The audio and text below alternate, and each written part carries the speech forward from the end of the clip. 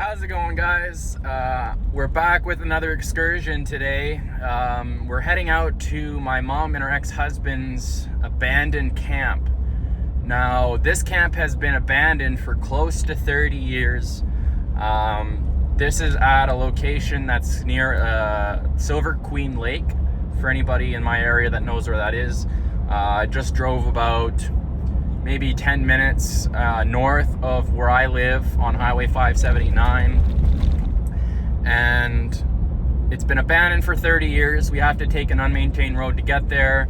I have a rough idea of where it is. The whole place is all grown in, so there's no entrance really. You can't really tell unless you know where it is, if you know where know what you're looking for. I have an idea of what I'm looking for, where I need to go, so we're gonna check that out today. I don't intend this video being like the last two videos because that was not fun. I know it makes for great content, but it's definitely a pain to try and find someone to come pull me out, especially if I'm in some gnarly spots. People don't really like to bring their vehicles out there. But we're gonna check that out. Hopefully we don't get stuck, and hopefully we don't run into anything creepy out there.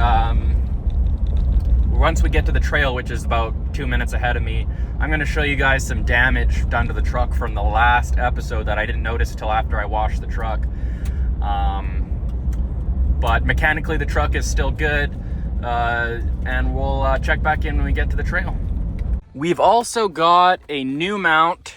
This thing definitely feels a little bit more sturdy than the other one. I'm not sure exactly how well it's going to hold up to wind, but it also came with a remote, so that's going to make it easier for me to get some shots when I'm not at the phone. Like, I don't have to record from the point where I set the tripod up and then go back. I can save myself storage on the phone by just hitting this button, stopping and starting the recording. We actually got someone that's already out here on the trail way back there, and the trail's pretty narrow, so hopefully that's not an issue. I might wait for this guy to get out. But we're gonna go ahead and show you guys the damage done to the truck in the previous episode, when I got the truck stuck for 2 days in the bush. So we'll go ahead and start with this side.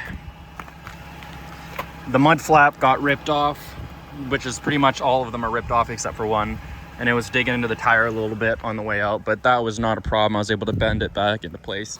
You can still see some grass there. I haven't really washed the truck really good since that excursion, but as you guys can see right here, we've got a dent in the bumper here, and you can see the film that's on the front end of the truck is kind of peeled off. But I'm guessing what happened here was when I was using the axe to try to chop away the grass to try to put the traction boards in the front of the truck, I remember hitting the axe against the bumper by accident because it was so close to the ground, and I didn't realize I dented it. But there's that. And I also noticed after I washed it that I've got a couple really bad scratches right here. As you can tell, this is really deep. Like, this is right down to the frame of the truck, or the box, I should say. Like, it's right through the paint, right through everything. There's no fixing this. Almost looks like someone took like a knife or an X-Acto knife to it. I don't even know how I did that when I was out in the trail. I don't know, maybe someone keyed my truck or something. I'm not sure, but the plan is to not get stuck today. I'm not going to air the tires down yet. We might have to eventually, but hopefully it's not too bad. I was able to get my Jeep Cherokee out here, and I don't think I should have any problems in the tremor, so we're going to see.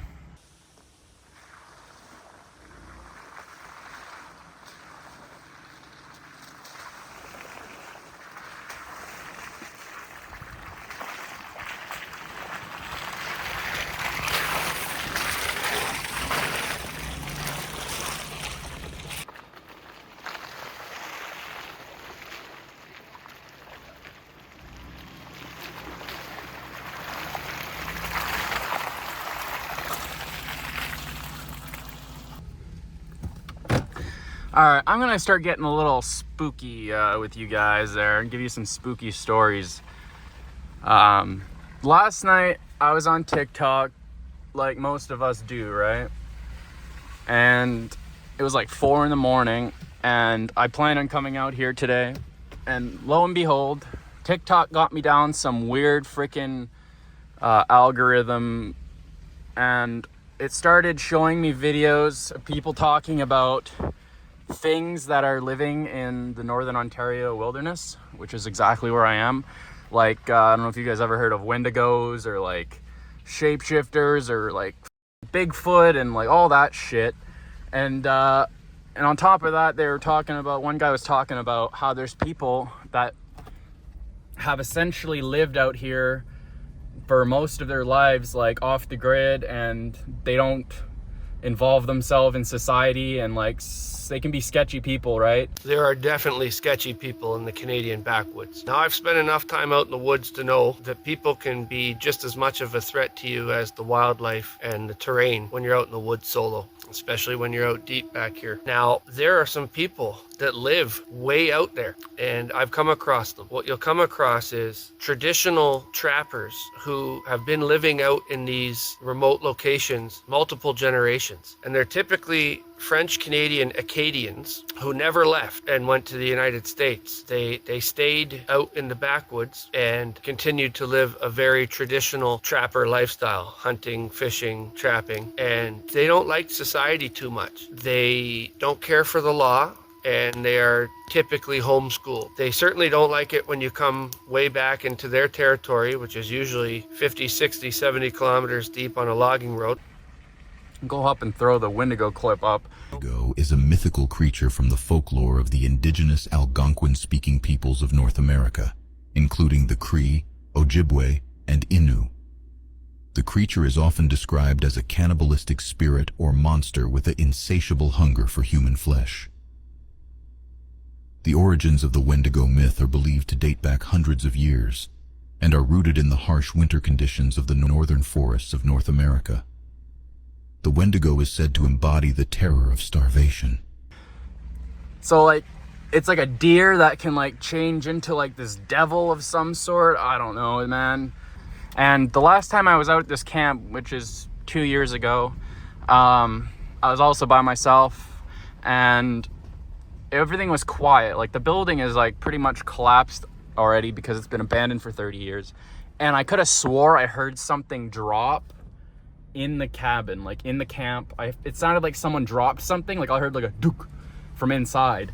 I got out of there quick. Like, I was scared shitless.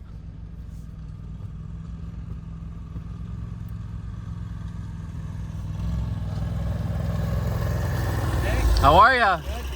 Good. Lost anything? Nope. Doing some filming for YouTube. My mom's camp is out here. It's been almost abandoned for 30 years, so I'm gonna try to find it. Yeah. These guys been hunting up here for fucking 40 years or so. Oh yeah? Nice. Can't see it from the road. It's so grown in, you gotta know where it is.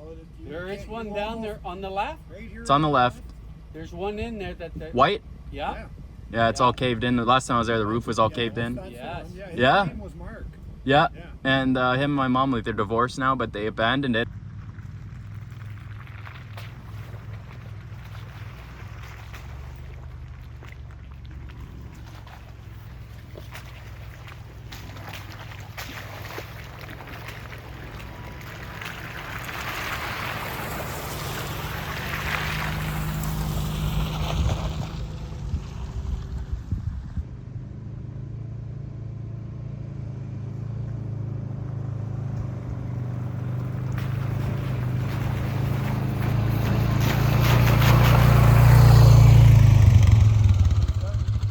So I was just talking to that guy on the ATV, and he says that we're already here.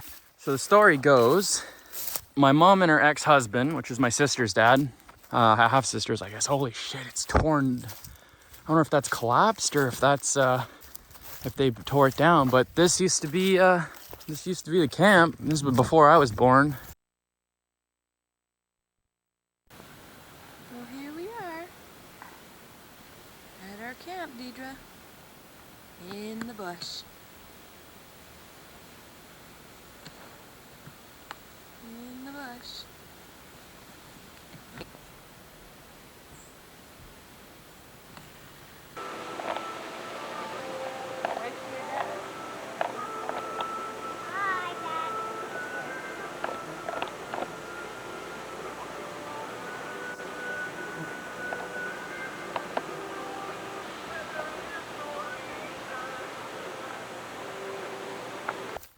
It was abandoned approximately 1996. Some graffiti on the spray painted on here. I feel like this people used to party out here. I think my cousin, since he knew it was here, used to party out here when he was in high school, which is probably like 20 years ago. The original outhouse is here. I can't wait to check the old VHS tapes my mom has. Yeah, this looks a lot different, as you guys can tell from the pictures. Just a mess.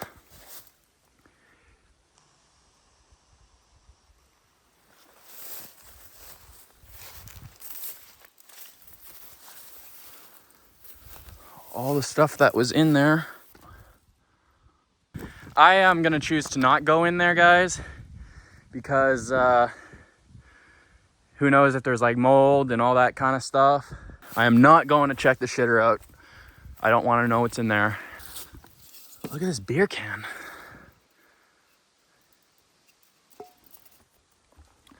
Frito-Lay 2010. So I'm willing to bet that my cousin and his buddies brought that bag of chips out here when they were partying.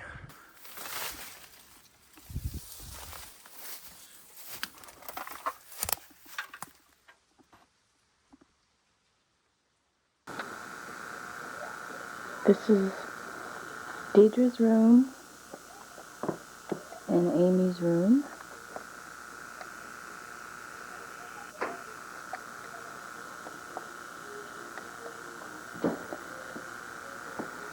And this is our room.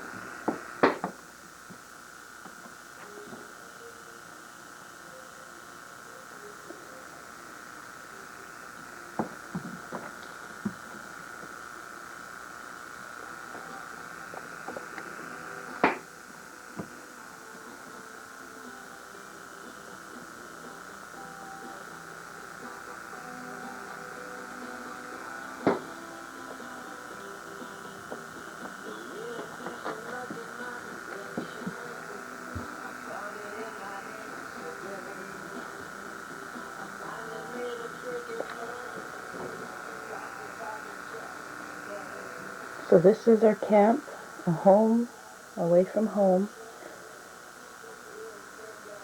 We come here almost every weekend.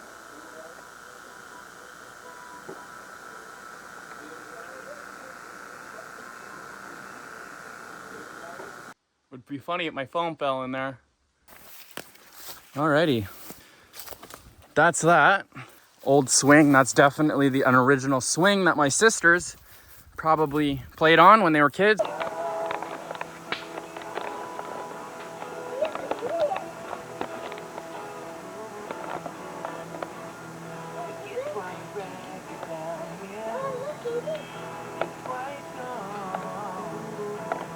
They're in their 30s now.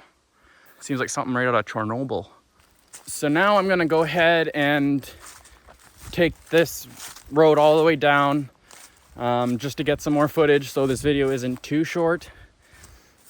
And we'll see what we can do. We're not gonna get stuck. I mean that when I say that, because that's not what this day is gonna be about. Hey guys, if I had the money to buy a Sherp and tow it around with me, I could bring this truck anywhere. I wouldn't be scared about sinking the thing right up to the headlights. Like, I wouldn't be scared of that at all. Worst case scenario, I shut the engine off, I get the Sherp, pull it out, we're good to go. That's the plan one day. If I'm able to have enough money, I can barely afford this truck as it is, people. Like, this thing is making me broke.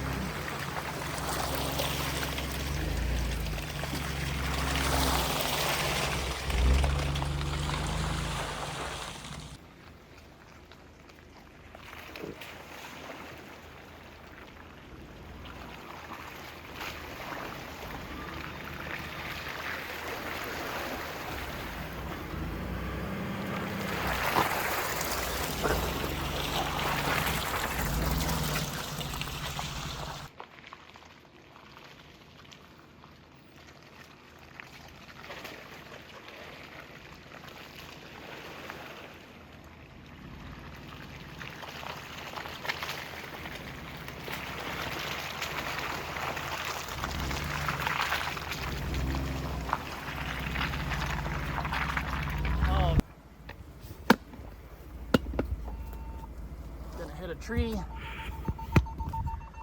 Alrighty, I think I quite possibly have made it to the end of the road. Not a very long one.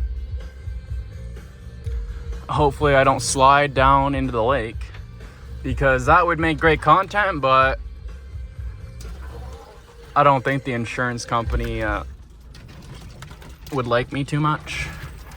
I really don't like the sound of that, but at the same time, this truck's already scratched shit anyways, so gives it character. Beautiful.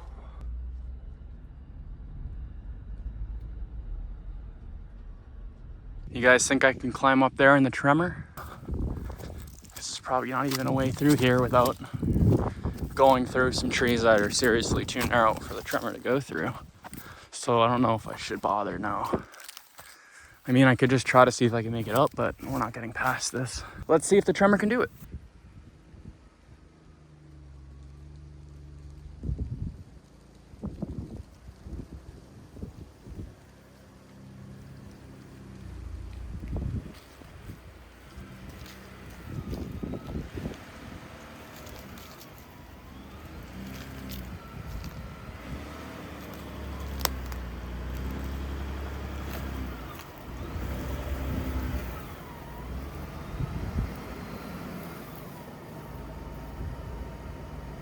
Yeah, I'd say it definitely can do it. Probably doesn't look like much on camera, but it felt like the truck was gonna flip over at one point. Look at the flex. Oh my God, that looks horrible for the truck. Holy crap. It did a pretty good job. If that was all wet and muddy, there's no freaking chance.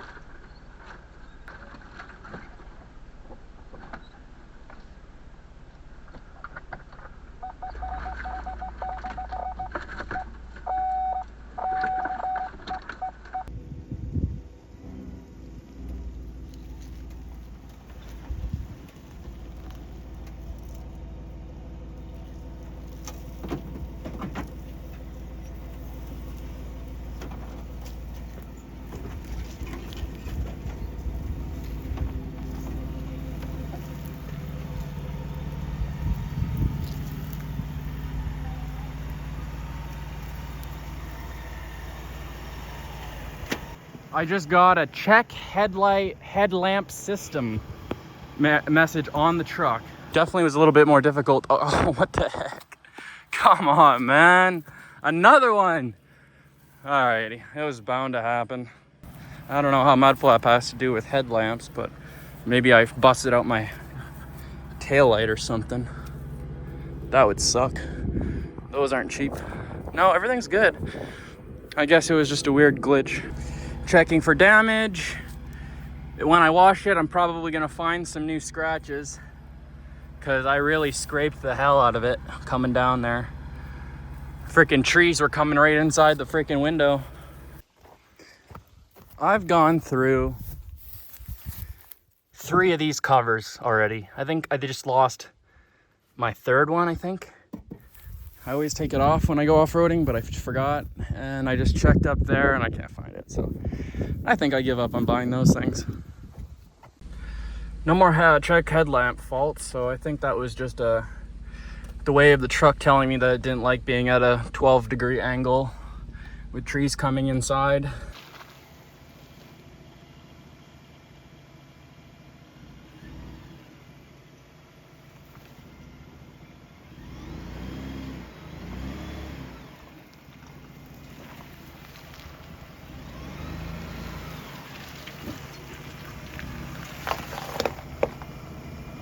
Quickly that I'm having a really hard time keeping track of light. But I know aftershock is obviously not.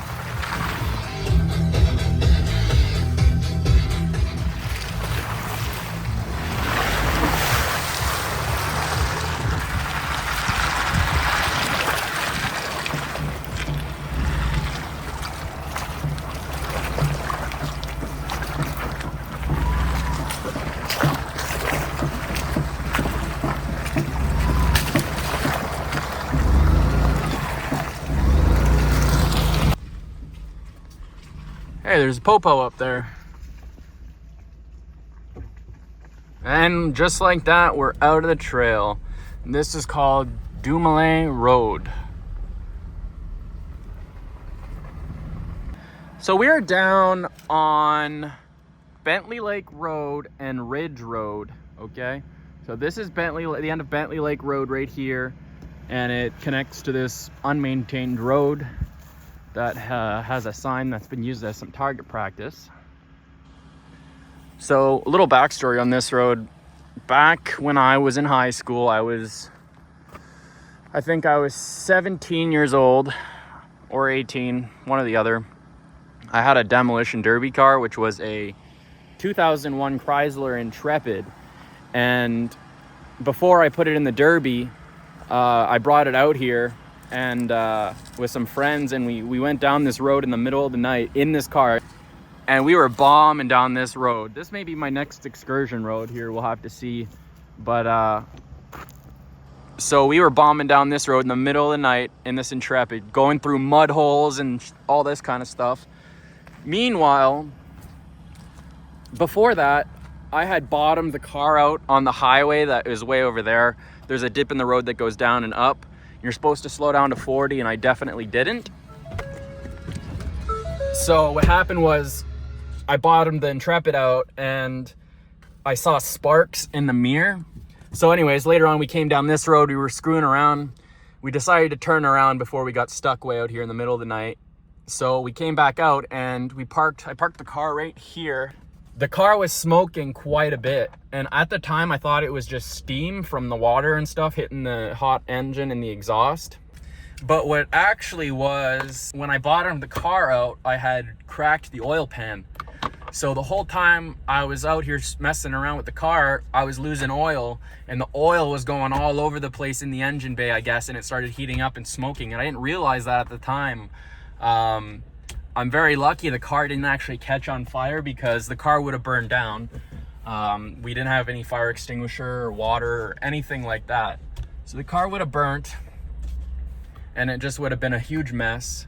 I only paid, I think $250 for the thing. So it wasn't too bad. But anyways, the next day, so we parked the car out here. We brought my car back to town. And then the next day I came out alone to do some more screwing around in the car. And I got in the car, I started it. I started driving for like not even 30 seconds. I noticed on the dash, there was a red oil light on. So I was like, shit. I pulled over, I shut the engine off right away. Which you should do. If you ever see an oil pressure light on your dash, it's like a red oil symbol. Shut your car off as soon as you can. That means there's low oil pressure and there's likely no oil in the engine, or it's a faulty oil pressure sensor or something. But be safe, check your oil. So I pulled over, I shut the car off, I checked the oil, the dipstick was dry, so I left the car there, and I was able to get some JB weld, and I actually JB welded the oil pan. That's the first time I ever used JB weld. I didn't know what I was doing, so I mixed the stuff together, and I JB welded the oil pan, put the oil in the car, didn't leak at all. So that was a cool little fix. But yeah, that Chrysler Intrepid was a really tough car.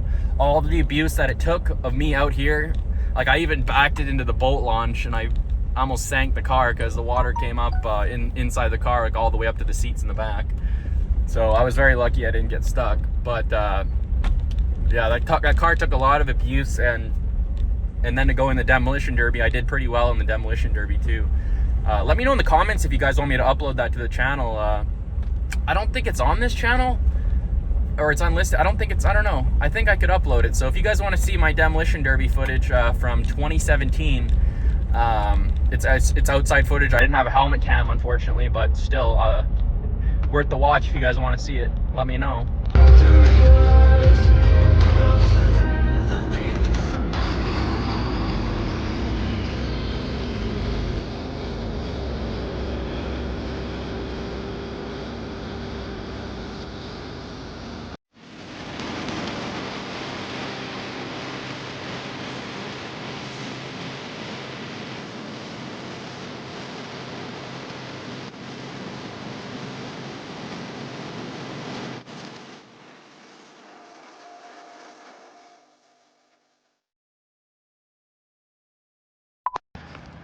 I really need to hire a cameraman.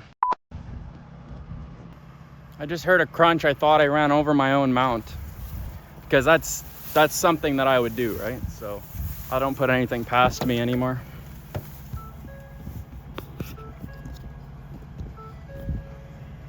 Potato brain.